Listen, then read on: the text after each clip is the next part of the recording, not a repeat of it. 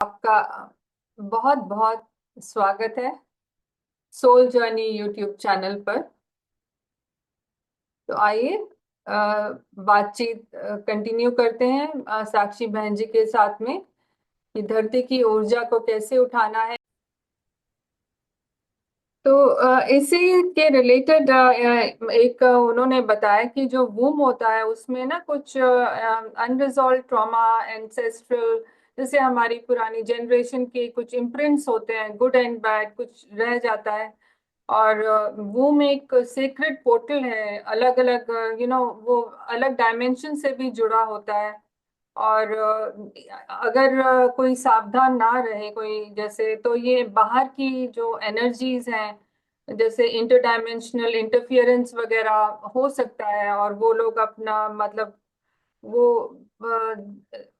मतलब अलग एंटिटीज वूम में आ सकती हैं, गर्भ में आ हम्म सकती है। तो हम्म विज्ञान क्या क्या बताता है इसके बारे में, और ये कैसे मतलब जैसे अपने आप को, पहले तो मालूम ही नहीं होता, मुझे तो कभी नहीं पता था ये सब चीजें, जी हालांकि मैंने मेरी लाइफ में काफी मैंने ड्रामा देखा है, और मैं उसे झिझकती भी नहीं हूँ बताने में। पर बट आई हैव ओवरकम, मतलब पर ये चीजें जब मैं सुनती हूँ तो मैं रिलेट कर पाती हूँ कि क्या हो रहा था शायद।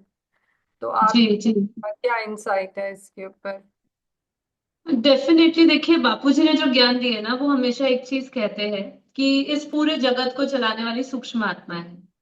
ठीक है, डिफरेंट एंटिटीज है इस धरती पर। सभी एंटिटीज, अलग अलग प्रकार की एंटिटीज धरती पर इस समय मौजूद है, अच्छी बुरी सभी। तो अब हमें ये समझना है कि जब हम स्पेशली अपने गर्भ से इसको कनेक्ट करने की कोशिश कर रहे हैं, जो माँ के गर्भ में जो आत्मा है वो भी एक आत्मा ही है, वो भी अपने कुछ संस्कार और सब लेकर ही आई है। कि आत्मा के अंदर सारे संस्कार पड़े हैं पूर्व जन्म के। तो ये जो एंसेस्टर से लेकर आ रही है, पूर्वजों से लेकर आ रही है, पूर्वजों से भी और बाहर के वायुमंडल से भी बहुत सारी आत्माओं के साथ जो सूक्ष्म में भी उसका कनेक्शन होता है, वहां से भी आती है। मतलब एक पूरा फुल पैकेज लेकर आ रही है आत्माएं। अब यहाँ पे जो आत्माएं बाहर से भी, जैसे आपने कहा, इंटर डायमेंशनल बहुत सारे बीच में इंटरफेरेंसेस हो सकते हैं, डेफिनेटली हो सकते हैं। अगर कर्मा है, कहीं ना कहीं कनेक्शन है आत्माओं का, तो वो आत्माओं को पता चल जाता है। जैसे सूक्ष्म जगत में जब आत्माएं होती है, कनेक्शन वाली आत्माएं होती है, मान लीजिए किसी के गर्भ में जो बच्चा है, अब उसका पूर्वज उसके घर में ही बैठा है, मान लीजिए। ठीक है, उनके ही पूर्वज घर में ही बैठे हैं। जैसे हम कहते हैं कि पूर्वजों की भी इससे मुक्ति नहीं हो जाती, तो वो अगर घर पे बैठे हुए हैं और उन उन पूर्वजों को शांति नहीं मिली है, और वो पूर्वज अगर नेगेटिव एंटिटी टाइप के हैं, उनका जो थॉट प्रोसेस है या उनकी वृत्तियां जो है वो नेगेटिव है, वो नेगेटिव आत्माएं हैं, तो डेफिनेटली अगर उनका कोई ना कोई ऐसा कर्म बंधन होगा माँ के साथ, जो अच्छा ना रहा हो पास्ट में, और वो अगर बदला लेना चाहती हो, तो वो उसके मुंह पे भी अफेक्ट कर सकती है। वो आत्मा अंदर जो उसके गर्भ में जो आत्मा है, उसको भी हानि पहुंचा सकती है, उसके साथ भी कुछ कर सकती है। तो ये सब चीजें सब अब जो है ना, ये संभावनाओं का पूरा ये जो है ना, हमारी ब्रह्मांड बन गया है। इसमें बहुत सारी चीजें हो सकती है जो आपने और मैंने कभी सुनी नहीं थी, क्योंकि पहले जो इंटरफेरेंस था वो बहुत दिव्य आत्माओं का हुआ करता था। अब जो इंटरफेरेंस है वो बहुत सारी अतृप्त आत्माएं, अशांत आत्माएं जो इस धरती लोक में है, या धरती लोक से जो जा रही है, अतृप्त आत्माएं, वो अपनी इच्छाएं कैसे पूरी करे, या वो अपना बदला कैसे पूरा करे। तो ये सब कार्मिक कनेक्शंस है, और वो कार्मिक कार्मिक कनेक्शंस के चलते ये सभी चीजें मुमकिन है, ये पॉसिबिलिटीज है। जी जी, बापू जी का भी कई वीडियोस हैं इसके रिलेटेड, जैसे कैसे एंटिटीज आप पे हावी हो सकती हैं, क्या उनका काम रहता है। तो जैसे ऐसी कई सुनने में ही आया है, मतलब या मैंने वीडियोस में देखा है कि महिलाओं ने को बताया गया है कि भी जैसे एक्सटर्नल बीइंग्स या एनर्जीज उन्हें प्रभावित करती हैं। आपके दृष्टिकोण से इस स्थिति से कि बिना डर के कैसे देखा जाए, और एम्पावरमेंट, जैसे सेल्फ एम्पावरमेंट हो, अंदर से ही कुछ ज्ञान मिले, और अपने आप को प्रोटेक्ट कैसे करें मतलब। एक देखिए मैं एक चीज इसमें मैं ऐड करना आपसे। चाहती हूँ, सॉरी, एक ऐड करना चाहती हूँ। एक मेरे एक कुछ साल पहले किसी और बात के बाद से मेरी किसी कोई डॉक्टर है, साइकोलॉजिस्ट, जी। और वो फिर इस हीलिंग में पड़ गए थे। वो अलग टाइप की हीलिंग जो भी है वो करते हैं। हम्म। उनका उनका रीजन क्या था? उनका कहते हैं कि मेडिकल फील्ड में तो इसका इन चीजों का इलाज ही नहीं है। हम लोग सोचते रहते हैं कि भी क्या क्या वजह है, क्यों बंदा ऐसे बेवजह भाग रहा है, गड़बड़ कर रहा है। हम्म। तो हम्म। कहते हैं जब मैंने ये शामन्स का कुछ टेक्निक उन्होंने सीखा, यस। Shamans yes. का तो हीलिंग, वो कहते हैं कि एक नहीं, दो नहीं, पांच पांच छह छह एंटिटीज एक बंदे के साथ में जुड़ी होती हैं, जो बंदे को पता ही नहीं होता, और वो कब कौन काम कर रही है तुम्हें नहीं मालूम। तो जी। ये रिलेटेड ही हो गया जो, मतलब, तो जी बस। बिल्कुल। ये जो आपने कहा ना, ये बात बहुत सही है। बापूजी ने कहा एक एक के अंदर जैसे जो भी आत्मा है, और अपने कर्म के अनुसार जो भी उसके बंधन होते हैं, और कभी कभी तो ऐसे वो नए बंधन भी बनाती है, कभी कभी वो कि इसी प्रेजेंट लाइफ में ही नेगेटिव एंटिटीज को अपनी ओर आकर्षित कर लेती है। वो बहुत सारे कारण हो सकते हैं उसके, एक हम प्रोबेबिलिटी पे नहीं जा सकते, बहुत सारे उसके कारण हो सकते हैं। और फिर कहते हैं बाबूजी कि हर एक सेल के अंदर वो आत्मा इतनी सूक्ष्म में रहती है। कई कई आत्माओं की हीलिंग्स बिल्कुल नहीं हो सकती है। उसका कारण है कि उसके कारण शरीर के अंदर उसमें भी लेयर्स है। देखिए हमारे स्थूल सूक्ष्म कारण महाकारण ऐसे हमारे शरीर जो है उसमें भी डिफरेंट लेयर्स है। अगर कोई आत्मा हमारे कारण शरीर के लेयर में एंटर कर जाती है, कॉजल बॉडीज के अंदर, तो उसको हील करना, उसको निकालना बहुत मुश्किल है। टेम्पररी जब हीलर्स हीलिंग करते हैं तो उस आत्मा को ऐसा लगता है कि वो मुक्त हो गई है, लेकिन वो मुक्ति नहीं हुई होती है। वो फिर राइट टाइम पे वापस वो आती है, क्योंकि वो कारण शरीर में एक छोटा सा बिंदी रूप लेके, एक छोटा सा सेल फॉर्म करके, मॉलिक्यूलर सेल्यूलर लेवल पे वो स्टोर होती है, वो वहां पे रहती है। और सूक्ष्म लेवल पे भी अगर सूक्ष्म शरीर में कुछ आत्माएं हैं तो उनका उनका सोल्यूशन निकल सकता है हीलिंग से। लेकिन कारण शरीर में जो पड़ी हुई आत्माएं हैं, जो बहुत, वो उनके इम्प्रिंट्स इतने स्ट्रांग हो जाते हैं कि कई कई जगह पे जो ओरिजिनल आत्मा है, जो ओरिजिनल आत्मा जिसने वो शरीर लिया था, धारण किया था, वो आत्मा कहीं ना कहीं उसका अस्तित्व खत्म ही हो जाता है। और जो पोजेस्ड सोल्स होती है वो इतना उस पे हावी हो जाती है। तो ये बिल्कुल सही बात है।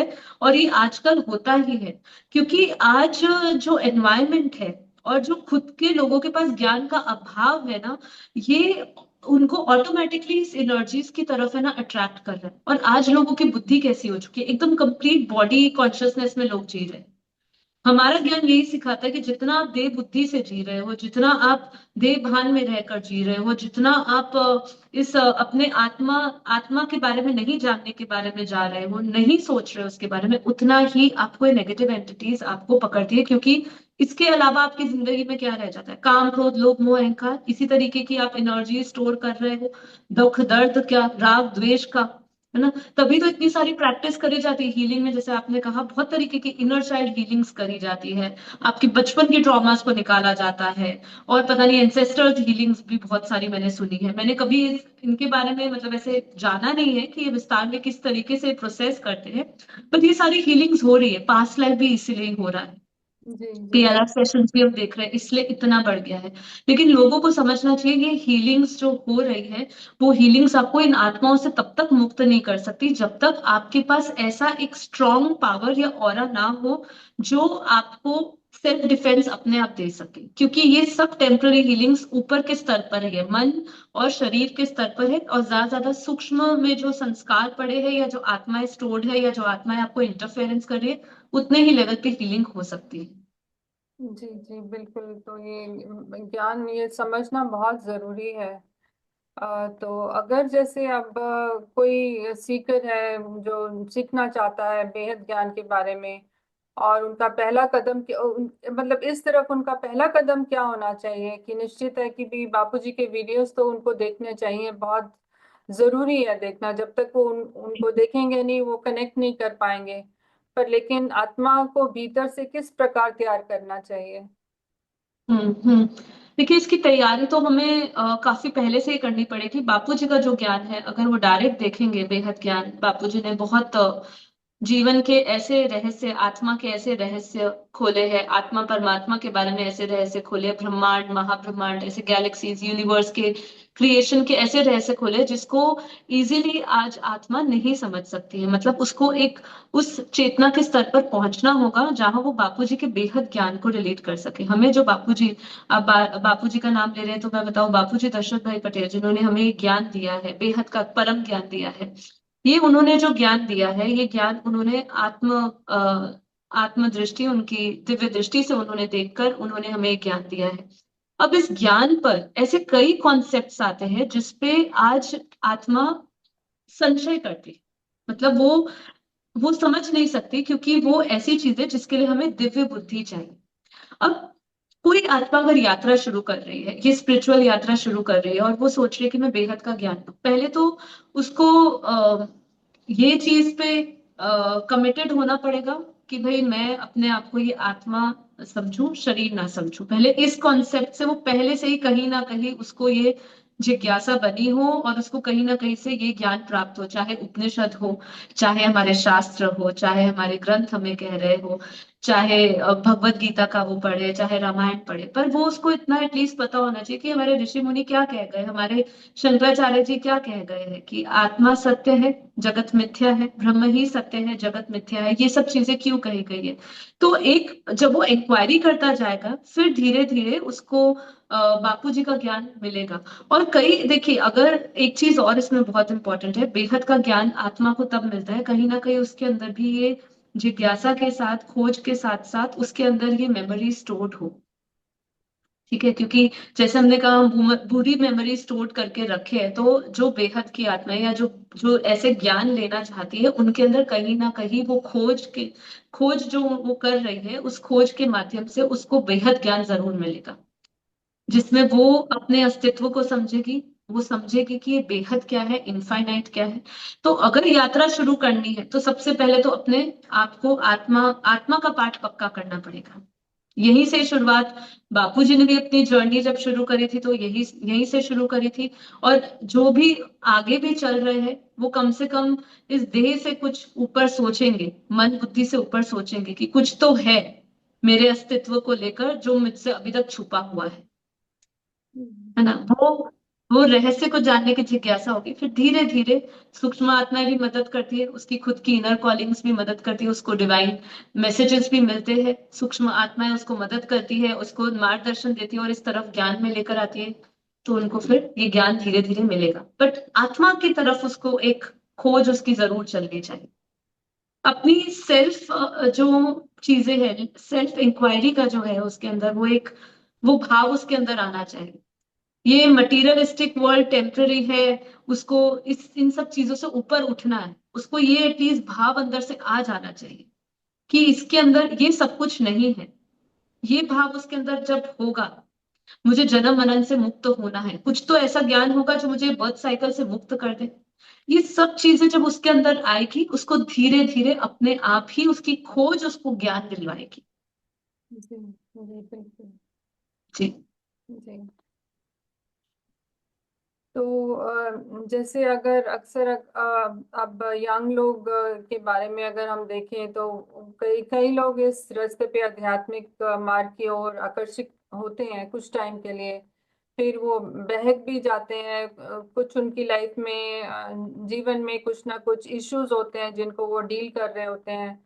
तो वो उनको लेकर जो ये जो जो भी मार्ग प्रेयर्स का या मेडिटेशन का या मंत्र चांटिंग का जो भी करना चाहते हैं, वो उस गोल वो उनका गोल होता है कि मेरी ये प्रॉब्लम इस चीज से सुलझ जाएगी, मैं निकल डेफिनेटली। जाऊंगा। ये तो कुछ रिचुअलिस्टिक प्रैक्टिसेस और ये चांटिंग का जो तरीका होता है, वो कहते हैं कि इतने घंटे तुम्हें चांट करना है, अपना टारगेट रखना है मन में, और इतना इतने दिन इतने घंटे।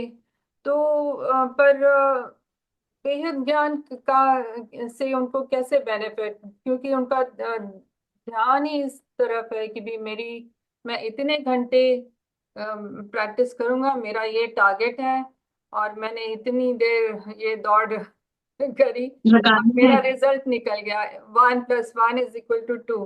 अब यहाँ पर बेहद ज्ञान इज को आप कैसे प्लेस कैसे देंगे, उसको समझाएंगे कैसे कि बेहद ज्ञान से उनको क्या मिलेगा? देखिए, सबसे पहले तो एक चीज समझाऊंगी कमलजीत बहन, कि लोग जो है ना, जो शॉर्टकट्स में जा रहे हैं ना, जी। कोई शॉर्टकट्स नहीं होते हैं लाइफ में। कभी भी शॉर्टकट्स नहीं होते। आप जब डॉक्टर की डिग्री लेते हैं तो क्या शॉर्टकट्स लेते हो? वहां जाके आप बोलते हो कि मैं 5 साल की पढ़ाई 1 साल में खत्म कर दूं, आप मुझे डॉक्टर की डिग्री दे दीजिए?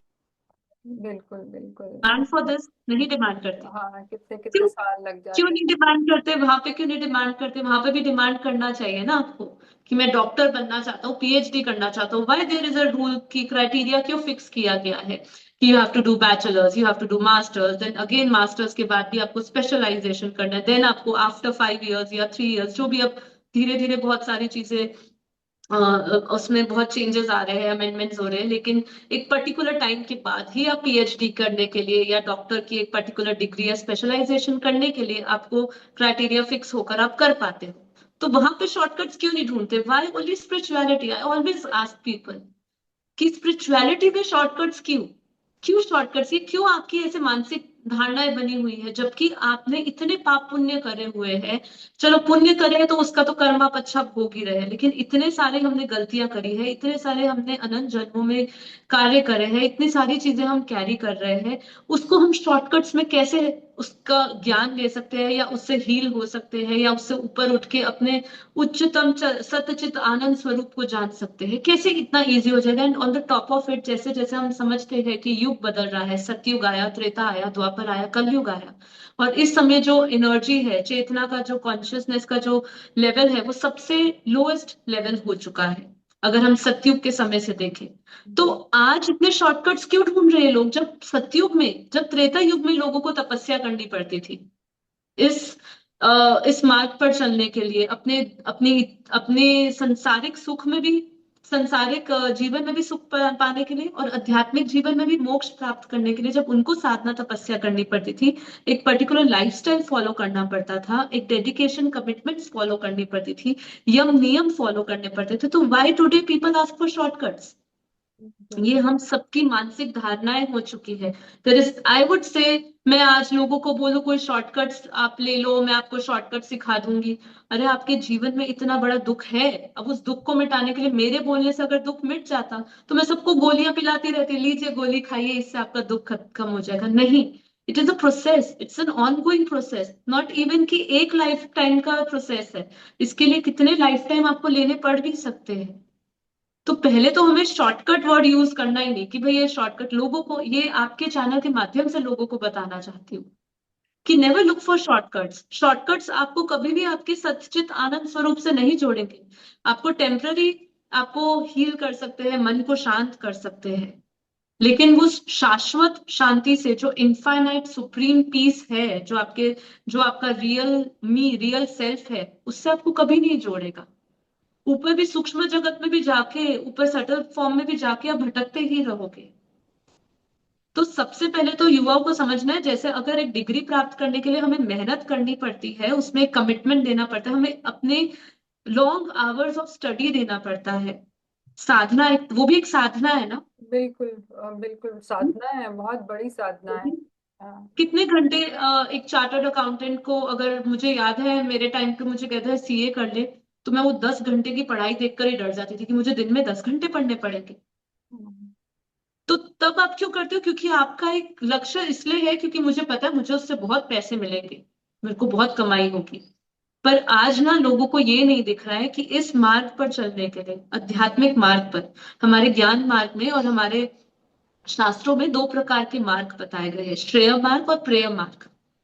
ठीक है, हम्म। जो प्रेय मार्ग होता है वो बहुत इजीली, मतलब उसमें हमें बहुत अच्छी तरह सब कुछ मिल जाता है, लेकिन लॉन्ग टर्म पे वो एक अंधकार का रास्ता है। और जो श्रेय मार्ग है, उसमें शुरू में चुनौतियां जरूर होती है, जैसे कि स्पिरिचुअल, जैसे आप इवन बड़ी डिग्री लेने के लिए भी बहुत चैलेंजेस आते हैं ना, कितना कुछ आपको लेट गो करना पड़ता है, कितना लेजर छोड़ना पड़ता है, कितने आपको मीटिंग्स छोड़नी पड़ती है, अपना अपने लोगों के साथ फैमिली टाइम आपको छोड़ना पड़ता है, वो सब लेट गो करते हैं ना। तो बिल्कुल। क्यों स्पिरिचुअल जर्नी के लिए हम ये सब चीजों को थोड़े समय के लिए लेट गो करने के लिए अपने आप से इतना क्वेश्चन पूछते हैं? क्यों हमें सब कुछ पका पकाया चाहिए? नहीं। इसमें बहुत मेहनत है, ये साधना है। और अगर मोक्ष आपकी प्राप्ति है, अगर आपको वो आनंद से जुड़ना है, आपको एक लाइफ, ऐसी लाइफ जीनी है जहां पे आपको कभी नो कंप्लेन्स रहे, क्योंकि वो लाइफ मैं भी जी रही हूँ। आज मैं अपना पर्सनल व्यक्तिगत एक्सपीरियंस शेयर कर सकती हूँ कि मुझे बापूजी के इस ज्ञान ने मुझे ऐसी कंटेंटमेंट फीलिंग दी है कि मुझे ऐसा कभी नहीं लगता अब मेरे जीवन में किसी प्रकार का अभाव हो। अगर कोई चीज मेरे पास हो, तो मेरे पास से चली भी जाए तो भी मुझे वो अभाव महसूस नहीं होता है। तो वो ज्ञान की शक्ति है। So you have to learn, इसमें एक साधना करनी पड़ेगी। आपको यम नियम डिसिप्लिन सब कुछ लाइफ में लेना पड़ेगा, और तब जाके आपको वो एक परम गति की प्राप्ति होगी। जो कहते हैं ना, आत्मा परम गति को प्राप्त हो, तो जी। परम गति की प्राप्ति तब होती है। So don't go for shortcuts. बिल्कुल बिल्कुल। तो जैसे आपके अनुसार बेहद ज्ञान,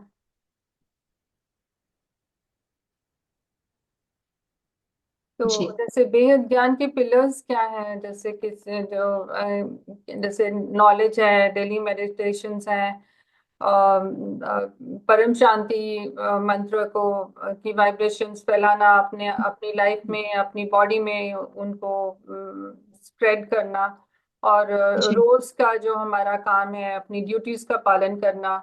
तो इसको कैसे समझना चाहिए कि बेहद ज्ञान के लिए हमें मतलब ये पिलर्स को हमें मतलब पर ही चलेगा?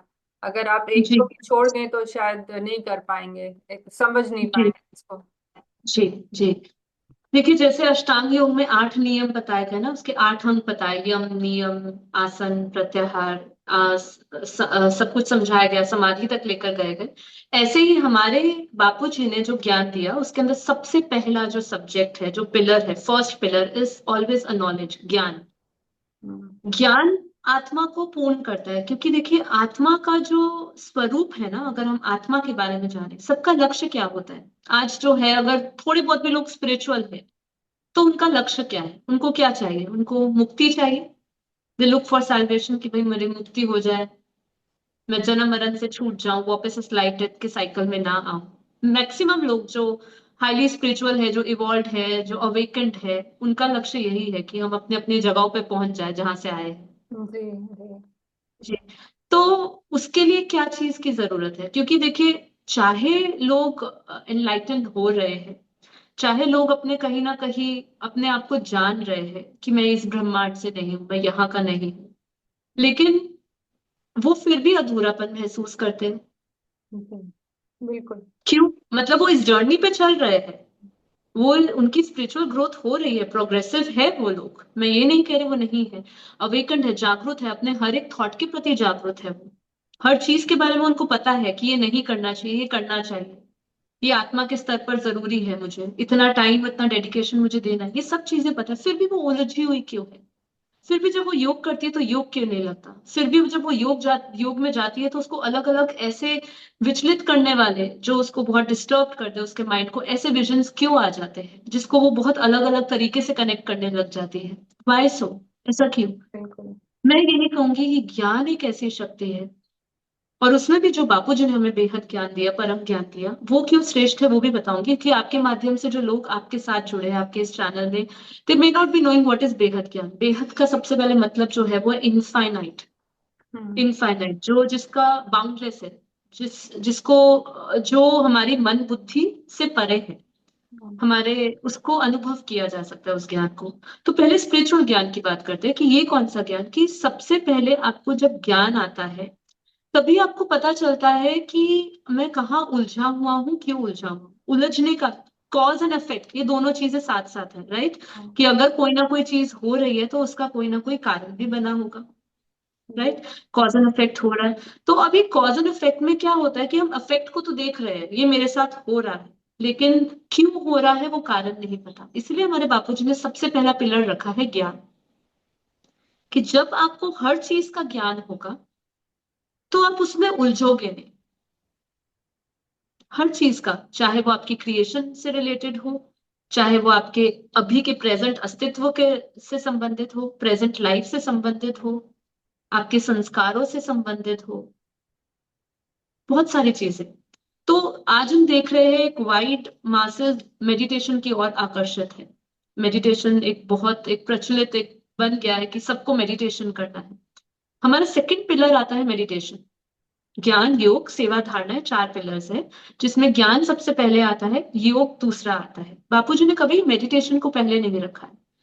मैं भी इसको बहुत देर बाद समझ पाई हूँ, क्योंकि आपको पता है लोग फॉरगिवनेस की बात करते हैं, they practice forgiveness, they practice कि हम मेडिटेशन के टाइम भी फॉरगिवनेस के लिए मेडिटेशन करें, कैसे एफर्मेशंस ले, ऐसे थॉट प्रोसेस में जाए जहां हम सभी को माफ करें, अपने आप को माफ करें, और ये एक हीलिंग में मदद करे, और हम अपने आप को मुक्त कर दे, बंधन से मुक्त कर दे, इस ग्रेविटी के, धरती के जो ग्रेविटी है उससे फ्री हो जाए, हम इस बॉन्डेज से फ्री हो जाए। बट ये होता नहीं है, क्योंकि हम अफर्मेशंस लेते हैं, कोशिश करते हैं, लेकिन अपना, जब हम प्रेजेंट लाइफ में जी रहे होते हैं, क्योंकि कोई भी संत नहीं बना, हमारे जो बापूजी ने ज्ञान दिया वो गृहस्थियों के लिए दिया, मतलब एक ऐसा व्यक्ति कि ज्ञान का अभ्यास कर सकता है, प्रैक्टिस कर सकता है, सुन सकता है अपने घर बैठे बैठे। और मेजोरिटी ऑफ लोग जो मेडिटेशन भी सीख रहे हैं, सीखना चाह रहे हैं, वो भी घर गृहस्थ वाले ही, नॉर्मल फैमिली पीपल ही। हम्म, अब उनको जब तक आप योग में आप फॉरगिवनेस सिखा रहे हो, पर वो कहता है मैं कर नहीं पाता, वो बार बार बंदा मेरे आंखों के सामने आ जाता है, बार बार उसकी स्मृतियां मेरे साथ आ जाती है, बार बार मुझे उसका किया हुआ याद आ जाता है, वो क्यों नहीं छोड़ पा रहा, even after taking affirmations for forgiveness. जबकि उसको बताया जा रहा है कि ये जब तू फॉरगिव कर देगा तो तू अपने आप को हील कर रहा है, उसके कल्याण के लिए नहीं कर रहा, तू अपने कल्याण के लिए कर रहा है, still he is not able to do.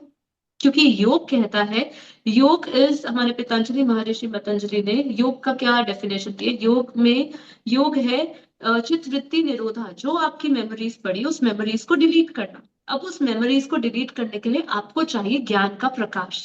या, जब आपकी लाइफ में ज्ञान का प्रकाश होता है, जब आपको समझ आता है कि वो मेमोरीज को हमें डिलीट करके एक नई मेमोरी से फिट करना है, उसको रिफ्रेम करते हैं हम वापस, और फिर क्या बोलते हैं हम कि हम दिव्य आत्मा है, हम प्रकाशित आत्मा है, हम एक्चुअली, हमारी आत्मा का स्वरूप ही ऐसा था, बट इतने अनंत जन्मों से हम वो स्वरूप को भूल गए हैं, उस मूल स्वरूप को भूल गए हैं, और अपने उस, अब जो हमने हमने जो अब स्वरूप लिया है, देह का स्वरूप लिया है, इसी को सब मान गए हैं। तो ये ज्ञान हमें ये हमारे अंदर स्ट्रॉन्ग, ये एक विल पावर के साथ हमें ये जोड़ता है, एक आत्मविश्वास के साथ जोड़ता है। और जब हम इस विश्वास को धीरे धीरे और ज्ञान से, सोल जर्नी से समझते हैं, क्योंकि सोल जर्नी, बापूजी का एक बहुत सुंदर वीडियो है सोल जर्नी, उसमें बापूजी ने पूरा आत्मा की यात्रा समझाई है, कैसे हम आत्मा अपनी एक निराकार, जिसको कॉर्पोरियल स्टेट कहते हैं, उस कॉर्पोरियल स्टेट से हम इस फिजिकल फॉर्म में मैनिफेस्ट हुए, हमारी वो रियलिटी जो है, ये रियलिटी नहीं है, रियलिटी वो थी जब हम उस अनादि आदि स्वरूप में थे, जब हम लाइट फॉर्म में थे, प्रकाश में थे, परम प्रकाश हमारा अस्तित्व था। हम्म, तो ये सब हमारा जो पहला पिलर है ज्ञान, वो हमें फुलफिलमेंट देता है। जब आत्मा फुलफिलमेंट फील करती है, फुल, जब आपको पूरा, आपको प्यास आपकी बुझ जाए, तो आप फिर से मैं एक गिलास पानी दूंगी, आप पियेंगे नहीं? पियेंगे ना? बिल्कुल, आपकी क्वेंच खत्म हो गई है। बिल्कुल, हाँ, तो अब मेरी क्वेंच खत्म हो गई, अब जानने की क्वेंच खत्म हो गई, खत्म, मेरी प्यास बुझ गई है। अब मैं सीधा योग पे आती हूँ, और जब मैं योग करती हूँ, फिर मैं उस योग को अपने इस जीवन में सेवा और धारणाओं के रूप में लाती हूँ। सेवा कैसे? जैसे बापूजी ने हमें परम शांति का वाइब्रेशन सिखाया, बापूजी ने बताया कि जो परम शांति है, वो परम धाम से, जो सबसे सुप्रीम अबॉर्ड है इस ब्रह्मांड का, जो परम धाम है, वहां से आई हुई ये शक्ति, उससे भी ऊपर अनंत ब्रह्मांड है। ये ब्रह्मांड को इन आंखों से जो हम नहीं देख रहे, जो नहीं देख पा रहे, वही सत्य है। कई बार हमारे भगवत गीता में भगवान श्री कृष्ण कह रहे हैं कि जो इन आंखों से दिख रहा है वो नाशवान है, जो इन आंखों से नहीं दिख रहा वही सत्य है। और हम देख रहे हैं कि विज्ञान भी धीरे धीरे खोज रहा है, पहले हम मल्टीवर्स थ्योरी के बारे में नहीं जानते थे, आज हम मल्टीवर्स थ्योरी के बारे में जानते, पहले हम सिर्फ इतना जानते थे धरती और धरती पर ही ये जीवन है। फिर धीरे धीरे हमें पता चला धरती से ऊपर भी दुनिया होती है, ऐसे हमें स्वर्ग के बारे में पता चला, नर्क के बारे में पता चला, फिर हमें पता चला ब्रह्मांड में भी ऐसे दुनिया है, अनंत ब्रह्मांड है। फिर हमें ये भी पता चला अनंत ब्रह्मांड के ऊपर गैलेक्सीज भी है, ये हमें विज्ञान ने ही बताया। हमें तो बापूजी ने पहले ही बता दिया अपने ज्ञान के द्वारा, पर धीरे धीरे इसको प्रमाणिकता भी मिलती गई, प्रूफ मिलता गया। बिल्कुल, और अब जब ये सब समझ आ गया, ज्ञान समझ आ गया, योग समझ आ गया, तो हम वो परम शांति के वाइब्रेशन, जो बापूजी ने जाए कहा है कि यही वाइब्रेशन पूरे विश्व में शांति ला सकता है, these are the only words which can help for the world transformation, एक वर्ल्ड पीस ला सकता है पूरी दुनिया में। और फिर हम इसको प्रैक्टिकली अपने जीवन में ला सकते हैं, क्योंकि मैं बहुत, आप भी बिलीव करते होगे, मैं भी इस बिलीव पे बिलीव करती हूँ, जो वाइब्रेशन और एनर्जी को समझते हैं वो ये अच्छी तरह समझ पा रहे हैं कि हमारे पास जो होगा वही हम दुनिया को दे सकते हैं। राइट? मैं जो बिल्कुल। एनर्जी कैरी कर रही हूँ वही एनर्जी दुनिया को दूंगी। अब मैं जब खुद बहुत सेल्फ कंटेंटमेंट में होंगी, आत्मसंतुष्टि होगी मेरे अंदर, और आत्मशक्ति होगी, और परम शांति में मैं खुद होंगी। परम शांति मतलब सुप्रीम पीस। उस पीस में भी मतलब वो ऐसी परम ऊर्जा है, आत्मा की ऊर्जा है। जब आत्मा परम धाम में बनी थी, जब उसकी क्रिएशन हुई थी, जब एक से अनेक का संकल्प हुआ था क्रिएटर का, उस अवस्था में परम शांति स्वरूप था हमारा, हम परम शांति में थे, हमारी वो स्थिति थी उस समय आत्मा की। वो स्थिति का मैं जब आवाहन करती हूँ, आई इन्वोक दोस वाइब्रेशंस ऑफ परम शांति, और वही जब मेरे पास होगा, मेरी आत्मा भी वो परम शांति की अनुभूति होगी, मैं खुद वो परम शांत स्थिति में होंगी, तो मैं क्या रेडिएट करूंगी, कौन सी एनर्जी अट्रैक्ट करूंगी और कौन सी एनर्जी रिफ्लेक्ट करूंगी? परम शांति की। शांति। और यही परम शांति जब कलेक्टिव कॉन्शियसनेस से जुड़ जाएगी, तो ये जो है पूरे विश्व में शांति रहेगी। तो इसीलिए यही हमारा सेवा पाठ है, तीसरा। और धारणा है यही जो बापूजी ने हमें ज्ञान दी, आत्म स्वरूप में रहने का, कर्म योगी बनने का, चलते फिरते कर्म योगी बनने का। यही हमारे लिए धारणा है सबसे पहले, कि हम जी चलते फिरते खाते पीते जब भी हम इस मटेरियलिस्टिक वर्ल्ड में रह रहे हैं, अपने हर एक कर्म क्षेत्र में एक अवेकनिंग स्टेट में रहे, एक जागृत स्टेट में रहे, और उस स्टेट में हमें ये रियलाइज हो कि हम ये बॉडीली से प्लेजर से नहीं बंधे, हम जो भी हम लिमिटलेस है, हम इनफाइनाइट है, हम बेहद के बेहद की आत्माएं हैं, हमारे अंदर अनंत सूर्यों का प्रकाश है। इस जागृति में रहे और परम शांति में रहे, आत्मस्थिति में रहे, और अपनी सकारात्मक ऊर्जा और अपनी पॉजिटिविटी और अपनी परम शांति के वाइब्रेशंस और परम प्रकाश पूरे दुनिया में फैलाए, जो भी हमारे ऑरा में है वो उसको महसूस करे। तो ये चार पिलर्स ऐसे ही है, एक आपकी शुरुआत है इस जर्नी को लेकर, और फिर अंत में जब आप कर्म योगी हो जाते हैं, जिसकी बात भगवान श्री कृष्ण भी कह रहे हैं कि कर्म योगी बनो, हर एक कर्म को आप योगी की तरह जियो। जी। मतलब तो ये चार पिलर्स है जो बापूजी ने दिए हमें। बिल्कुल बहुत अच्छे से समझाया है ना। ये आपका, आपकी जो मेडिटेशंस भी बहुत यूनिक है। मतलब उसमें भी आप बहुत ज्ञान देते हो, कुछ स्पिरिचुअल स्टोरीज, कुछ ना कहीं से उसको कनेक्ट करते हो, तो फिर उससे हम मेडिटेशन में भी ध्यान लगता है। मतलब आई कैन रिलेट कि आप जी जैसा बता रहे हो कि ज्ञान आता है तो फिर आपका ध्यान भी लगता है। तो जी और जो आपकी डिस्कोर्सेस स्टोरी लाइंस भी होती हैं, बहुत इन डेप्थ होती हैं, किसी ना किसी फैक्ट को लेकर, कंटेम्प्ररी या हिस्टोरिकल या स्पिरिचुअल, वो एस्पेक्ट को लेकर काफी मतलब अच्छी तरह से आप समझाते हो। जी कभी कभी जी जो सीकर्स मेरे जैसे मतलब सोच लेते हैं कि क्या वास्तव में भीतर की मैं यात्रा कर रही हूँ या मैं केवल कल्पना कर रही हूँ। जैसे गाइडेड मेडिटेशंस होती हैं तो जो उसका एक अनुभव होता है, एक बहुत डीप में आप ले जाते हो। तो जब हम गहरा ध्यान उसमें चले जाते हैं तो उसके बाद में जब हम, एक पॉइंट आता है जिसमें कि हमको लगता है कि यहाँ से अब आगे मतलब अब कुछ और नहीं सुनना, बस यहीं रहना है।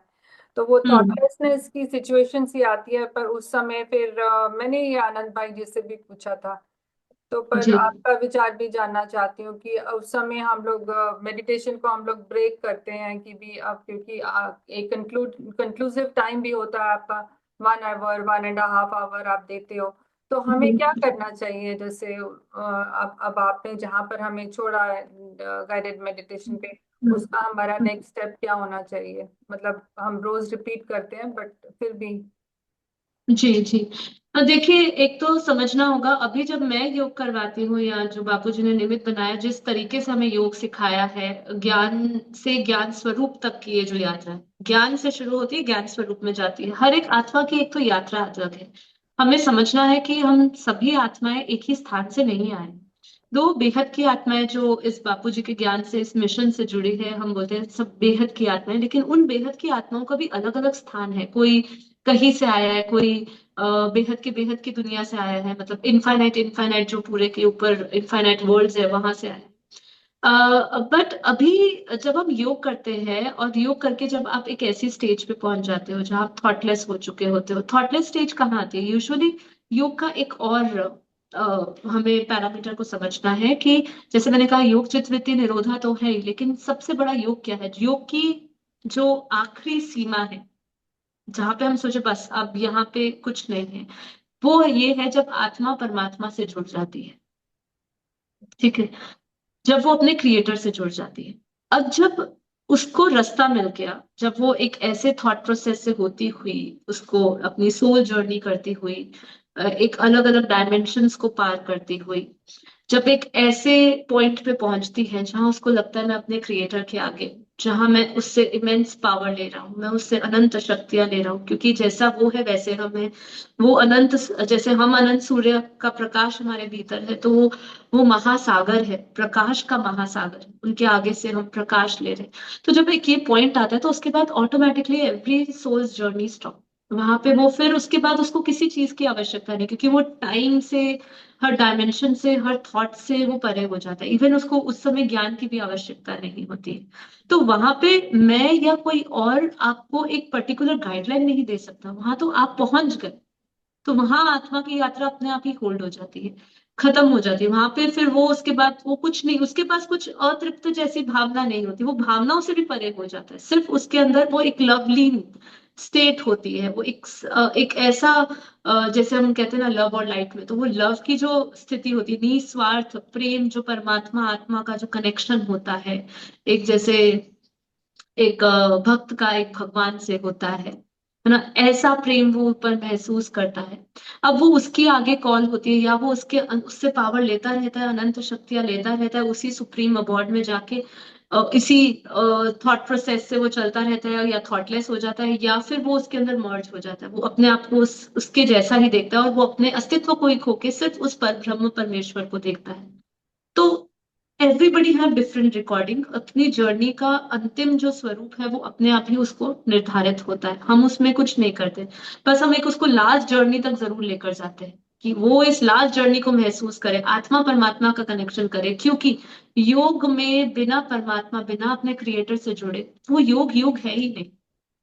आप दूसरे जो भी टेक्निक्स अपना रहे हैं अपनाइए, लेकिन अपने क्रिएटर को जब तक नहीं जोड़े हो, जब तक उस अंतिम अवस्था में नहीं पहुंचे हो जहां थॉटलेस हो चुके हो, जहां समय से भी पार जा चुके हो, और वहां पे कोई शब्द नहीं, वहां कोई शब्द नहीं है, कोई भाषा नहीं है, कोई लिंग नहीं है, ना आकाश वायु अग्नि जल पृथ्वी, कुछ नहीं है। वो अलौकिक पारलौकिक दुनिया, अलौकिक भी नहीं पारलौकिक दुनिया है। वहां पराशक्ति है, वहां परम प्रकाश है, तो वो सिर्फ अनुभूति की बात है। तो उसके बाद आत्मा कहीं नहीं जाने की उसको आवश्यकता, बस वहां पर ब्रह्म परमेश्वर में, उस सोहम में हो गई, एक में हो गई, वही उसके लिए अंतिम उसका डेस्टिनी है। हम्म।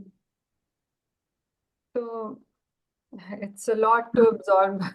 It is a I lot hope I am but making my self clear, कुछ बहुत हैवी एब्सोल्युटली नहीं लग बहुत रहा हो। सुंदर, मतलब बहुत सुंदर तरीके से आप समझाते हो, मतलब इट्स अमेजिंग। तो मेडिटेशन की तैयारी अब जो कर रहे हैं, कुछ लोग कर रहे हैं, रोज रोज ट्राई करते हैं, तो उनको मेडिटेशन की तैयारी कैसे करनी चाहिए? अचानक जो आने वाले विचार आ जाते हैं, जैसे शुरू करते हैं, आपने बीच में से भी कुछ बताया था कि कुछ सामने छवियां या कुछ कुछ इमेजेस आ जाती हैं, या हम्म हम्म डरावनी हम्म इमेजेस आएंगी, या कुछ और नहीं तो फोन कॉल आ जाएगा, डोरबेल आ बज जाएगा, फिजिकल इंटरप्शंस हो जाएंगी। तो अगर हमें अपनी एनर्जी फील्ड को कंटेन करके रखना है, तो हमें, ताकि हमें ये सब चीजें अफेक्ट ना करें, क्योंकि ध्यान में भय जब लगता है तो इंसान दोबारा जल्दी से बैठता नहीं है कि भी अरे ये तो मुझे कुछ अजीब ही चीजें दिख रही हैं और अजीब सी फीलिंग हो रही है, तो इसको हम कैसे क्लियर करें अपना रास्ता? ओके, इसको स्टेप बाय स्टेप समझते हैं, क्योंकि आपने दो तीन चीजें इसमें पूछी। एक तो हाँ जी। फिजिकल डिस्टर्बेंसेस जो आती है, पहले उस लेवल पे शुरू करते हैं, हाँ जी। And then to the other aspect. कि देखिए, पहली बात ये आती है कि दुनियादारी है, ये चलती रहेगी, आपको अपना खुद का एक टाइम बांधना होगा। मेडिटेशन की तैयारी कर रहे हैं, तो पहले तो आप किसको फॉलो कर रहे हो, किसको सुन रहे हो, उस पर पूरा बिलीफ होना चाहिए आपको। ठीक है, जैसे हम बापूजी का ज्ञान सुन रहे हैं, बापूजी की हर एक वाणी, हर एक शब्द पर हमें पूर्ण विश्वास है, वो सोल जर्नी को हम समझ पा रहे हैं, हम रिलेट कर पा रहे हैं उसको, उस फ्रीक्वेंसी से भी हम अपने आप को अलाइन कर पा रहे हैं। तो फर्स्ट ऑफ ऑल ये चीज हमें समझनी है। तो मेडिटेशन की तैयारी होती है, आज मेरे को दर्द है, आज मुझे ध्यान करना है, कल मुझे दर्द नहीं है, कल मुझे नहीं ध्यान करना, ऐसा कुछ नहीं होता है। ये अभ्यास का विषय, प्रैक्टिस है ये।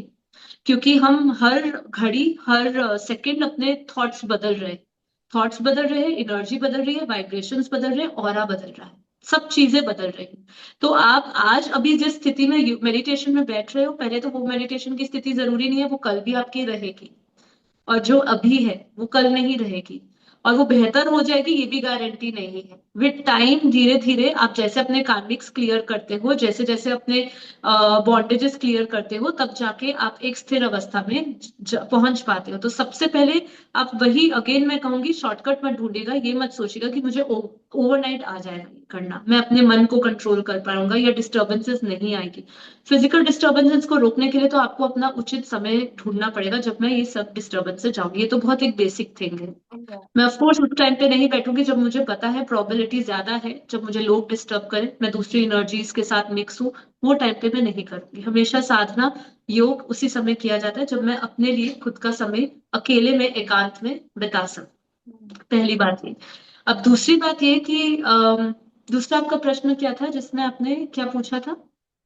कुछ डरावने से विचार जी, आते हैं या इमेजेस आ जाती हैं, मैं ध्यान में जी, जी, जी। चला गया, थोड़ा सा लगा कि भी मैं ध्यान में हूँ, या हम्म, पर हम्म, इमेजेस आ जाती हैं डरावनी। हम्म।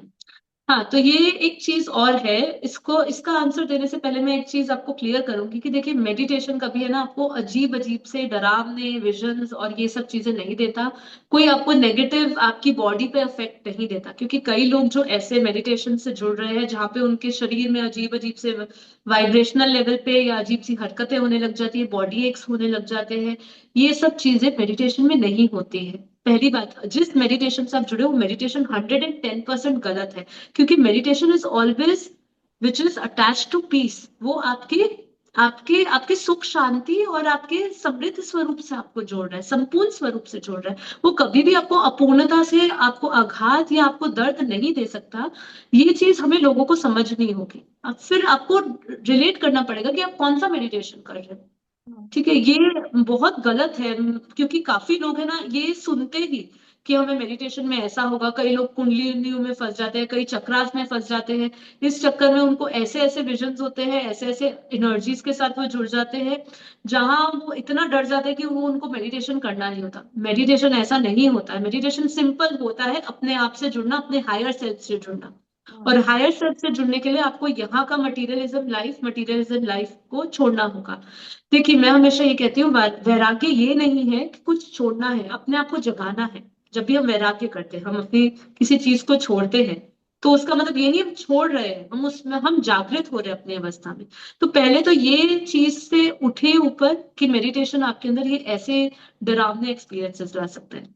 जहां तक रहा कि आप मेडिटेशन के समय कभी ऐसे कोई विजन्स देखते हो, उसके बहुत सारे कारण हो सकते हैं। पहला, आपका सबकॉन्शियस माइंड में कुछ रिकॉर्डिंग्स हो सकती है, आपके अवचेतन मन में कुछ ऐसे स्टोरेज हो, आपने कुछ एक रात पहले कुछ ऐसा देखा हो, या कुछ ऐसी कोई मेमोरी पड़ी हो पहले से ही, जो अचानक से आपके अंदर वो आ गई हो मेमोरी। उसका भी कोई कारण नहीं है, जरूरी नहीं है। Don't try to find reason for everything.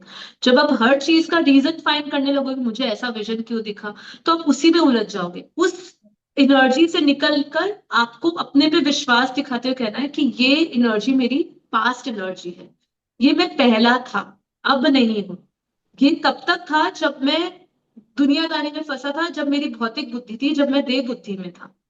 अब ये मेरी एनर्जी नहीं है, अब मैं अपने आप को दिव्य आत्मा देख रहा हूँ, मैं अपने आप को डिवाइन सोल देख रहा हूँ, परम प्रकाश में देख रहा हूँ, परम शांति में देख रहा हूँ, और परम शक्तियों में देख रहा हूँ। मैं अपने आप को उस परमात्मा के स्वरूप में देख रहा हूँ, मैं उस ब्रह्म स्वरूप हूँ।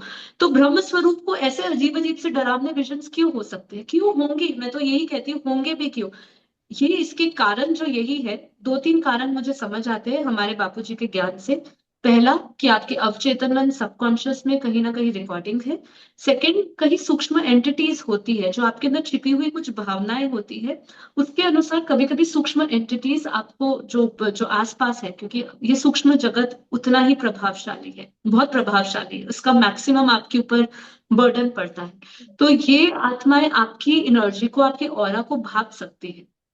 जी। तो ये जब आपकी ऑरा आपकी एनर्जी को देखती है और कहीं ना कहीं आप कमजोर महसूस करते हो किसी भी एनर्जी के कारण, थॉट प्रोसेस के कारण, तो ये आपको डरावने विजन्स दे सकती है या सूक्ष्म एंटिटी आपको इंटरफेरेंस दे सकती है। पर उस समय आपको वापस अपने स्वस्वरूप में स्थित होके, स्वस्वरूप मतलब again you have to go back and realise कि ये सब जो एंटिटीज है मैं इनसे ज्यादा पावरफुल हूँ।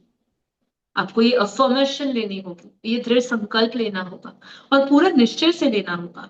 ऐसा नहीं कि आप जरा सा भी, आपको कहीं पर भी सेल्फ डाउट करेंगे ना, आपको तो सेल्फ डाउट आपको कभी भी इस जर्नी में आगे बढ़ने नहीं देगा। बहुत सारी आत्माएं, सूक्ष्म आत्माएं और फिजिकल वर्ल्ड भी आपको हमेशा कोई ना कोई एनर्जी से खींचता ही रहेगा नीचे। जी। तो आपको दृढ़ निश्चय तो ये होना चाहिए कि आप पावरफुल हो, आप बने ही नहीं है ऐसे। आप परमात्मा का अंश हो तो कैसे कमजोर हो सकते हो, कैसे कोई आपको अपने कंट्रोल में ले सकता है। आप खुद अपनी कंट्रोलिंग कर सकते हो। जब मन बुद्धि को हम अपने आप कंट्रोल कर सकते हैं तो वो आत्माएं क्या है? तो ये सब सूक्ष्म एंटिटीज है। अगर विजन्स दिखे तो उसको स्टॉप करिए, उस एनर्जी को स्टॉप करने का प्रयास करिए। अगर आप नहीं कर पा रहे हो, कभी कभी ऐसा होता है कि वो इतनी एनर्जी इतनी पावरफुल होती है नेगेटिव कि आप नहीं कर पाते हो, तो अगर नहीं कर पा रहे हो तो ऐसे सत्संगी लोगों को सुनिए, ऐसी कुछ बातें सुनिए जो आपकी एनर्जी या आपके थॉट प्रोसेस को एक अलग डायरेक्शन की तरफ मोड़ दे। जी। राइट, तो आपको हेल्प मिलेगी। तो ये सब चीजें हैं। जी, तो आपने जैसे बताया कि ऑरा, ऑरा में भी जैसे इम्पैक्ट होता है कॉजल सुप्रा कॉजल, जैसे हमारी जो बॉडी है इसमें रिकॉर्ड्स हैं। तो जी। इसको हम कैसे अपने आप को अवेकन जब हम करते हैं तो ये अपने आप क्लियर होने शुरू हो जाती हैं, वो उस पावर से क्लियर होती हैं। और ऑरा भी अपने आप इफेक्ट हो जाता है क्या, और चेंज हो जाता है उस समय और सील हो जाता है, जैसे हम्म। एनर्जीज अफेक्ट करती हैं। हम्म। देखिए, इसमें ऐसा है कि कारण शरीर जिसको कॉजल बॉडी बोली, और इसके ऊपर भी सुप्रा कॉजल बॉडी आती है, परम महाकारण, महाकारण शरीर, परम महाकारण शरीर, हमारे ऐसे बहुत सारे लेयर्स है, बेसिकली 7 लेयर्स बोलते हैं। उसमें भी अलग अलग लेयर्स, बहुत सूक्ष्म लेयर्स है जिसको डिफाइन नहीं करते हैं लोग ज्यादातर। पर बापू जी की वीडियो है जिसमें उन्होंने उसको भी लेयर वाइज सब एक्सप्लेन किया है।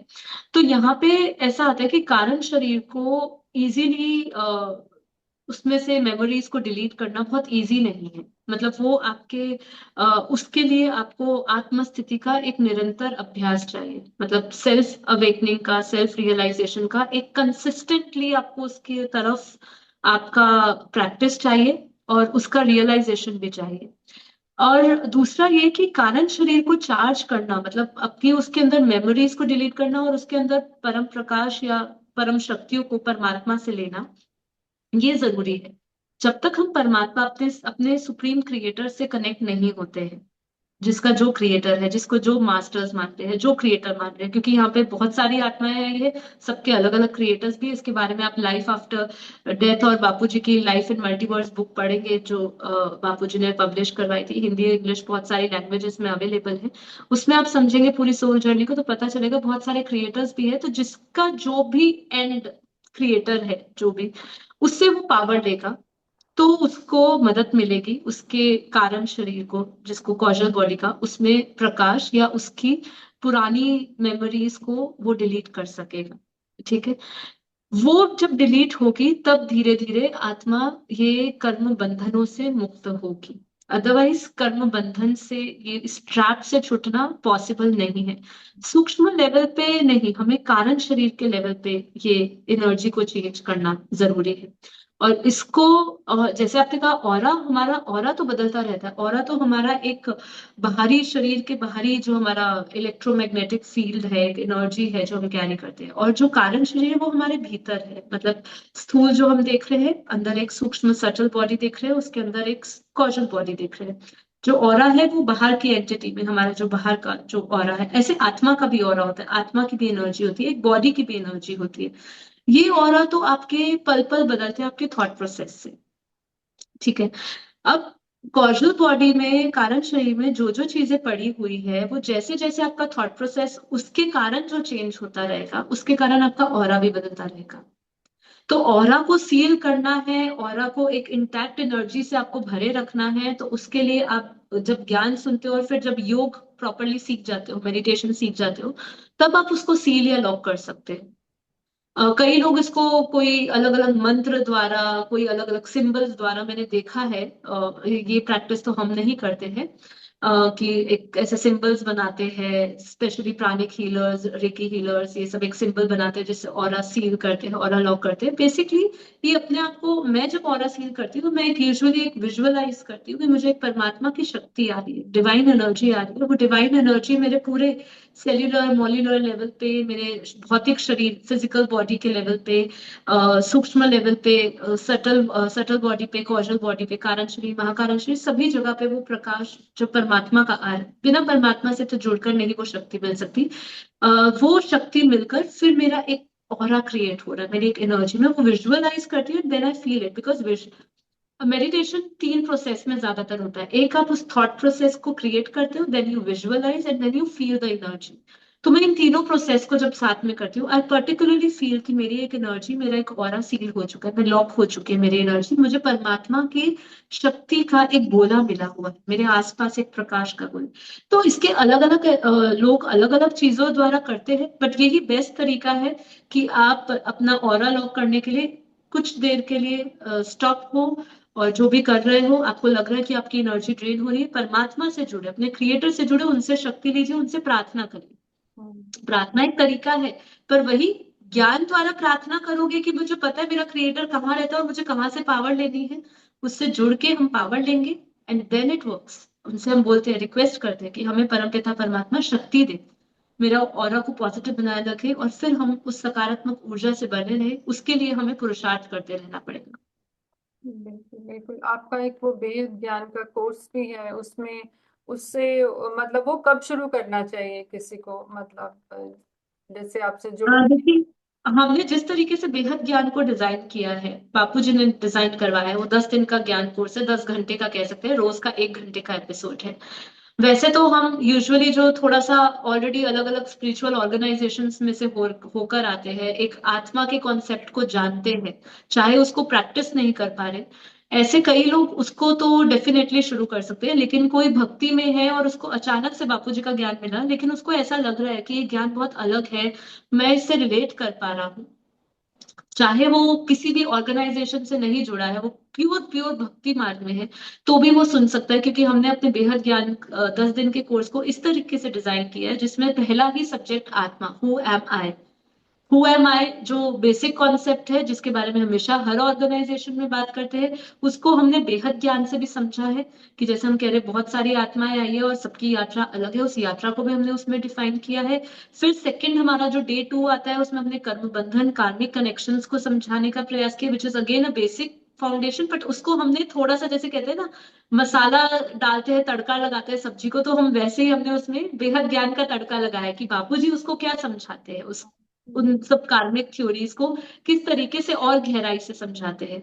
तो बापूजी के पूरा महासागर जितना ज्ञान को हमने एक छोटे से गागर में फिट करने की कोशिश की है, घड़े में फिट करने की कोशिश की है, कि लोग उसको समझ सके। तो डेफिनेटली कोई भी वो ज्ञान ले सकता है, 10 डेज का कोर्स। पर उसके बाद जैसे जैसे वो थर्ड फोर्थ फिफ्थ डे पे जाएगा, उसको पता चलेगा, इस ज्ञान की विस्तारता पे समझ पाएगा, क्रिएशंस को समझ पाएगा, यूनिवर्स, हमारे सौर मंडल की, सोलर सिस्टम की, देन गैलेक्सीज की, यूनिवर्स की, उनके क्रिएटर्स के बारे में जान पाएगा, उनके कॉन्शियसनेस के बारे में जान पाएगा, अलग अलग डायमेंशंस को जान पाएगा। पर वो धीरे धीरे उसको समझ आता रहेगा, जहां पे उसको लगे कि ये मुझे भारी लग रहा है, देन अगेन वो फिर से शुरू कर सकता है। ये मेरा पर्सनल उनको सजेशन रहेगा, बट डेफिनेटली कोई भी शुरू कर सकता है ये 10 डेज का कोर्स। जी। और ये जैसे अभी आपने लाइफ इन मल्टीवर्स का बताया, मैं I had written some point for that कि मतलब ये मेरा पर्सनल एक्सपीरियंस है। लाइफ इन मल्टीवर्स एक ऐसे स्टडी की मेरे को बुक नहीं लगती है, मुझे लगता है कि वो एक ग्रंथ ही है अपने में ही, एक मतलब बहुत ही यूनिक है। ऐसे किसी ने कोई चीज को, मतलब कोई भी स्पिरिचुअल नॉलेज जो इकट्ठी करके ऐसे नहीं नहीं दी किसी ने भी आज तक। तो कॉस्मोस के बारे में भी, तो इसमें क्या पॉइंट्स आप बताना चाहेंगे, जैसे ताकि लोगों को थोड़ी सी जागरूक, इनक्विजिटिवनेस और बढ़े कि भी हमें इसको, क्योंकि बेहद के भी जो सोल्स हैं जो प्रैक्टिस कर रहे हैं, उन्होंने भी शायद अभी इतना डेप्थ में इस बुक को नहीं पढ़, क्योंकि वो है ही ऐसी बुक है कि आपको, वो माइंडफुल ऐसे रीडिंग से नहीं होता है, वो इन मेडिटेटिव स्टेट कुछ कंबाइन हम्म। करके करना पड़ता है, नहीं तो नहीं होता है। जी। देखिए इसमें बहुत सारे ऐसे आपको एस्पेक्ट्स मिलेंगे बुक के। मतलब ये बापूजी ने हमसे ही लिखवाई है, अनंत ने और हमने लिखी थी मिलकर ये बुक। और भी दूसरे भाई बहनों का सहयोग मिला था ये बुक लिखने में। बापूजी की वीडियो से ही सारा मटेरियल एक्सट्रैक्ट किया गया था। आज हम जब वो बुक वापस पढ़ते हैं तो ऐसा फर्स्ट थॉट ये थी कि बापूजी ने हमसे लिखवाई थी, सारी चीजें एक तो नई होती है। हाँ, अगर आम लोगों की दृष्टि से बढ़ू, लाइफ इन मल्टीवर्स इतनी इंटरेस्टिंग बुक क्यों है? और किसी भी आज तक गुरु गुसाइयों ने तो नहीं लिखा होगा। अगर वो बापूजी को एक गुरु की तरीके से भी समझते हैं तो किसी गुरु ने लाइफ इन मल्टीवर्स की बात नहीं करी थी, क्योंकि मल्टीवर्स यूजुअली हम विज्ञान से जोड़ते हैं, अध्यात्म से नहीं जोड़ते। है ना? बिल्कुल। तो एक कॉन्सेप्ट ही अलग आता है कि अध्यात्म इसमें क्या बोलेगा, मल्टीवर्स में क्या बोलेगा। लेकिन बापूजी ने उस मल्टीवर्स की बुक में, लाइफ इन मल्टीवर्स में, आपकी पूरी जर्नी समझा दी। आपको अलग अलग डायमेंशंस दिखा दिया, आपको विजन क्लियर कर दिया आपका। इस तरीके से वो बुक को लिखा गया है जिससे कि आपको पता चले कि ये पूरा मल्टीवर्स ये जीवंत है और इधर इतनी सारी आत्माएं हैं और अलग अलग डायमेंशंस में आत्माएं हैं। और जब हम भी अपनी इस जर्नी को खत्म करेंगे, ये सोल जर्नी रिटर्न जर्नी होगी, तो हम ये डायमेंशंस का अनुभव करते हुए जाएंगे। और जहां तक रहा बेहद के ज्ञान के, सभी भाई बहनों के लिए लाइफ इन मल्टीवर्स बार बार पढ़नी चाहिए। क्योंकि इसमें बेहद के बेहद का, जब हम लास्ट बुक के लास्ट सेक्शंस में जाएंगे तो वो आपको बेहद के बेहद की अनंत दुनिया से जोड़ेगा। यहाँ पे जो बुक लिखी है लाइफ इन मल्टीवर्स ही बताई है, इसके बाद जो सेक्शन है ना वो बहुत थोड़ा सेक्शन है जिसमें हमने अनंत पीढ़ियों के बारे, 21 पीढ़ियों के बारे में, 101 कला के बारे में, फिर हम लोगों ने एक 1001 पीढ़ी के बारे में, ऐसे कुछ सेक्शंस हमने कवर करे। बट ये भी एंड नहीं है। उस एंड को पाने के लिए हमेशा बेहद के ज्ञान के सभी भाई बहनों को एक जिज्ञासा रहनी चाहिए कि इससे ऊपर भी जो है, जो हमारे बापूजी ने दिया है, हमें उधर जाना है। तो आपको हमेशा अपना विजन क्लियर रहे ना, बेहद की आत्माओं को अपना वो विजन क्लियर करने के लिए आपको ये बुक बार बार पढ़नी चाहिए। और आम लोगों को तो पहले इतना ही समझना चाहिए कि मल्टीवर्स हमारा जीवंत है, यहाँ कितनी आत्माएं हैं रह रही है। आज सभी धरती पर आई हुई है, अलग अलग लोकों से, अलग अलग गैलेक्सियों से, अलग अलग यूनिवर्स से आत्माएं आ रही है। और इसी ब्रह्मांड में आ रही है, इसी मल्टीवर्स के ब्रह्मांड में आ रही है। और वो भी वापस जाने में हमें भी मदद कर रही है। कोई इसीलिए धरती पर आया क्योंकि इसको पता है परमात्मा धरती पर आया है, इसी धरती पर आया है। तो लाइफ इन मल्टीवर्स अपने आप में ही, जैसे आपने कहा, ग्रंथ है हमारे लिए वो। तो उसको जितना आप सुनेंगे तो अलग अलग लेवल पे आत्माएं उससे जुड़ पाएगी, कनेक्ट हो पाएगी, जो जिसको चाहिए वो उससे कनेक्ट कर पाएगी। बिल्कुल बिल्कुल। और आपके जो 10 डेज का कोर्स है उसमें भी थोड़ा सा आपने इसको टच किया है, लाइफ इन मल्टीवर्स को। जी, उसमें भी हमने पूरी तरह कोशिश करी है। जैसे 14 लोगों की बात करी है, थोड़ी सी एलियन सभ्यताओं के बारे में बात करी है कि कैसे परग्रही होते हैं, परग्रहियों का जीवन कैसा होता है। फिर ब्रह्मांड, महाब्रह्मांड, परम महाब्रह्मांड, जैसे बापूजी ने समझाया है कि ब्रह्मांड का मालिक शिव है, महाब्रह्मांड का मालिक महाशिव है। ऐसे जिसको हम ब्रह्म, महाब्रह्म, परम महाब्रह्म बोलते हैं, ऐसे बापूजी ने जो समझाया उस एस्पेक्ट्स को हमने थोड़ी थोड़ी उस पर रोशनी डाली है। और भी उससे भी विस्तार में हमने उस बुक को 10 डेज कोर्स में हमने डालने की कोशिश करी। आप दोनों सुनिए, कनेक्ट कर पाएंगे, समझ पाएंगे। बाकी तो ये तो चर्चा काफी देर तक चलती रहेगी अगर आप इस पूरे बुक को करेंगे।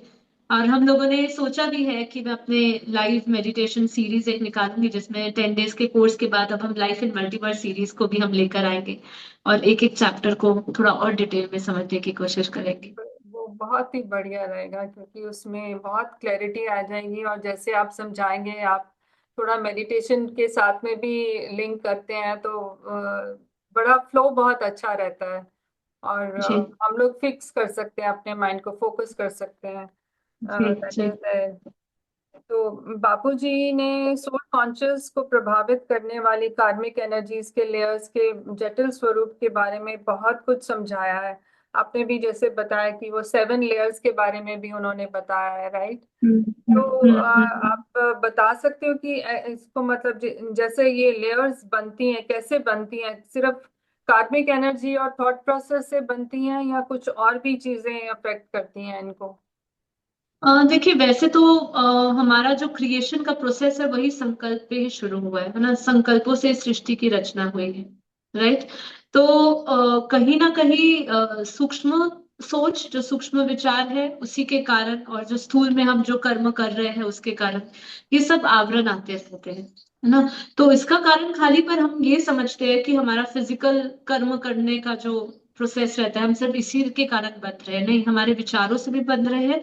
और अति सूक्ष्म में भी हम कभी सबकॉन्शियस माइंड में एक हमने संकल्प क्रिएट कर दिया, लेकिन चाहे वो संकल्प हम लोगों ने फिर उसको रियलिटी बनाने की इच्छा नहीं रखी, लेकिन हमने वो एक अति सूक्ष्म में कोई संकल्प कर दिया। और जो पावरफुल सोल्स है उनका वो सूक्ष्म संकल्प भी जो है ना वो पूरे जगह पे, पूरे ब्रह्मांड पे रिफ्लेक्ट होता है। तो ये जो लेयर्स हमारे अंदर बनी है, ये हर एक कर्म के कारण ही बनी है और हर एक सोच के कारण ही बनी है। इसके सिवा और कोई स्पेसिफिक रीजन नहीं है। और छोटे छोटे कोई और कारण बन सकते हैं, बट मेन रीजन तो हमारा थॉट प्रोसेस और हमारे कार्मिक्स के कारण ही है कि हम ये नए आवरण आते जा रहे हैं और आत्मा की शक्ति क्षीण होती जा रही है। जो आत्मा की पावर थी, जो रियल पावर थी, वो लॉस होती जा रही है। ये भी लोगों को कॉन्सेप्ट क्लियर नहीं है। ये हमारे से बापूजी ने ये कॉन्सेप्ट दिया है कि पावर लॉस होती है आत्मा की। लोग सोचते हैं आत्मा तो अजर अमर अविनाशी तो है ही, डेफिनेटली वो उसकी एक स्टेट है, बट पावर लॉस नहीं होती, आत्मा की शक्ति लॉस नहीं होती, नहीं, ऐसा नहीं है। हम पहले जैसे थे, अगर हम पहले के समय की बात कर ले तो आत्माओं में शक्ति हुआ करती थी, पहले लोगों में मन की शक्ति हुआ करती थी, लोग उड़ते थे, संकल्प शक्ति थी, टेलीपैथीज थी, दिव्य विमान थे, हमारे ऋषि मुनि एक लोक से दूसरे लोक जाया करते थे। हाँ, नारद मुनि धरती से ऊपर स्वर्ग लोक जाया जाता था, विष्णुपुरी जाते थे। तो ये शक्तियां थी, उस समय आत्मा की शक्ति थी, बट वो आत्मा की शक्ति क्षीण होते होते होते होते आत्मा स्वयं को भूल गई और उसके ऊपर बहुत सारी लेयर्स आ गई है। तो एक्चुअली आत्मा आत्म प्रकाश, परम प्रकाश की थी। जो पावरफुल आत्मा है वो प्रकाश की है। इसमें बहुत डीप कॉन्सेप्ट में जाएंगे तो शायद कि हमारा पूरा पॉडकास्ट बहुत लंबा हो जाएगा। Maybe we can plan the second shoot इसके लिए, क्योंकि आत्मा के ऊपर जो आवरण की भी बात करते हैं, उसके आत्मा के ऊपर परम प्रकाश है, फिर परम महातत्व है, ये बहुत डीप है। मतलब सोल एनर्जी को समझे तो बहुत डीप है। तो बिल्कुल। इसको शायद मैं आज पहले ही एपिसोड में समझाऊंगी, लोगों को बहुत हैवी फील होगा। बहुत हो जाएगा। बट कोई मैं भी किसी से बात कर रही थी, वो कहते हैं अभी the first people you will encounter soon on earth are from Pleiades star system. तो फिर बताते हैं कि वो पेलेडियन था, फिर कोई एंड्रोमीडा में पैदा हुआ। कुछ ऐसे हैं जो चैनलर्स, मतलब जो बात करते हैं, कई जी। उनकी लाइफ स्टोरी वो देख पाते हैं। वो मतलब हम्म, उन्होंने सिद्धियां प्राप्त करी हुई हैं, या उनके साथ में कुछ ऐसी एंटिटीज जो ईटीज के सोल्स वगैरह जुड़ी हुई हैं, तो वो उनको बताती हैं कि ये बंदा फलान फलाने स्टार सिस्टम में था, फिर वो यहाँ पर, अब वो पहले वहां पर था, तो वहां का भी तो जो अ, उस सिस्टम में पैदा हुआ वहां का भी तो कुछ लेयर होगा ना, कवर। फिर दूसरे स्टार सिस्टम में हुआ, फिर पृथ्वी पे आया, तो शायद वो भी एक हाँ आवरण होगा उसका, कि नहीं, कि जी। पृथ्वी वो का अगर हायर हायर आवरण से, हायर एनर्जी से वो लोअर एनर्जी में आ रहा है। लोअर एनर्जी तो में। इसीलिए हाँ, क्योंकि जो पेलेडियन से है, अलग प्लानिटरी वर्ल्ड से है, या अलग गैलेक्टिक गैलेक्टिक फेडरेशन, ऐसे कई चैनलिंग्स होते हैं जहाँ पे वो कहते हैं हम इस हमारी गैलेक्टिक फेडरेशन है, हम वहाँ पे गैलेक्सी से आए हुए हैं, जैसे अपने एंड्रोमेडा बोला। तो ये लोग हायर रेंज से हैं। और जब ये वो लोअर एनर्जी से आते हैं तो उनके ऊपर ये धरती के भी आवरण आ जाते हैं, उसके ऊपर धरती का वायुमंडल उस पर इंफ्लुएंस करता है, इसीलिए दे बिकम वेरी कॉशियस। जब वो धरती पर आते हैं वो एक पर्टिकुलर हाइट से एक पर्टिकुलर डायमेंशन पे रुक जाते हैं और वो ऊपर से ऑब्जर्वेशन करते हैं, क्योंकि आपने जैसे कहा उनको ईटीज मदद करती है, या उनको पता चल जाता है सब, क्योंकि उनकी एनर्जी भी ज्यादा है, जिसको बापूजी ने कला कहा, उनकी पावर जो है, उनकी आत्मिक शक्ति जो है, उनकी आत्मा में जो बल है या जो कला है, जो पावर है, वो ज्यादा है। तो वो अलग ही हायर रेल्स में है तो उनकी हायर एनर्जी है, तो वो उस चीज से आए हैं, तो वो इजीली ये सब चीजें देख लेते हैं। पर वो भी ऑब्जर्वेशन के लिए आते हैं तो बहुत कॉशियस हो जाते हैं, क्योंकि यहाँ का वायुमंडल उनको बांध देता है। जी बिल्कुल। एक लास्ट क्वेश्चन आपको जाने, मुझे जी मालूम है जी। बहुत टाइम हो गया, 2 घंटे हो गए मुझे लगता अब है। आपको इसके शायद 2 पार्ट्स ही करने पड़ेंगे, आई थिंक। देखते हैं। तो एक लास्ट क्वेश्चन है कि ये नो कि ये जो अब जैसे आजकल का टाइम चल रहा है, इतने कॉन्फ्लिक्ट्स हो रहे हैं, मेन कॉन्फ्लिक्ट चाहे हम देखें, एक तो क्लाइमेटिक डिजास्टर्स तो जो हैं सो वो नेचुरल डिजास्टर्स इंक्रीज हो रहे हैं, पर जो रिलीजन के बेस पे जो कॉन्फ्लिक्ट्स हो रहे हैं थ्रू आउट द वर्ल्ड, इनको इनको हम कैसे हमें कैसे समझना चाहिए, और इस पे कैसे हमें रिलीफ कैसे मिले दुनिया को इससे। जी, देखिए, अलग अलग धर्म से लोग इस समय आए हुए हैं, अलग अलग धर्म के लोग धरती पर आए हुए हैं, अलग अलग दुनिया से आए हुए हैं, ठीक है। जैसे हमारे लोग कहते हैं कि मैं 7 लोग ऊपर से आया हुआ हूँ, कोई कहते हैं कि मैं 14 लोग से आया हुआ है, कोई कहता है मैं गैलेक्सी से आया हुआ, तो ऐसे अलग अलग लोग पहले तो धरती पे आए, इसलिए हमें अनेक धर्म जाति दिख रही है। और वो सभी लोग धरती पर अपने लोगों को लेने भी आए हुए हैं। लेकिन आज जो धर्म के नाम पे, जातिवाद पे और जो भी लड़ाई झगड़े हो रहे हैं, बिकॉज आज की जो एनर्जी है, जो हमारे जो धरती भी है, धरती की एनर्जी इम्बैलेंस हो चुकी है। उसके प्राकृतिक रूप से भी वो इम्बैलेंस हो चुकी है, और उसके ये जो पूरा हम सोशल एनवायरनमेंट देख रहे हैं, या जो सामाजिक स्तर पर और जो धार्मिक स्तर पर भी देख रहे हैं, वो भी इम्बैलेंस हो चुका है, क्योंकि सब अपने धरती पर अपना राज्य स्थापना करना चाहते हैं। जैसे हम कहते हैं ना, बुरी शक्तियां जो है ना धरती पर स्थापित होना चाहती है।